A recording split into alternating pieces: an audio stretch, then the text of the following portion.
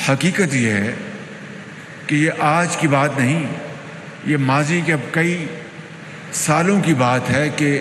ہماری جو کل آمدن ہے قوم کی، پاکستان کی، اس آمدن میں سے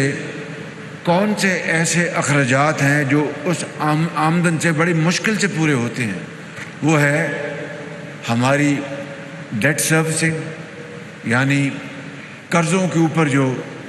سود، جو اس کی ادائیگی وہ اپنی قومی آمدن سے ادا ہوتی ہے،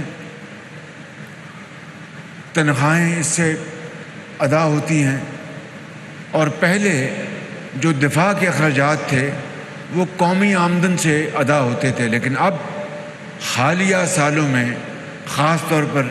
پی ٹی آئی کے دور میں ہمارے جو دفاع کے اخراجات ہیں وہ بھی اب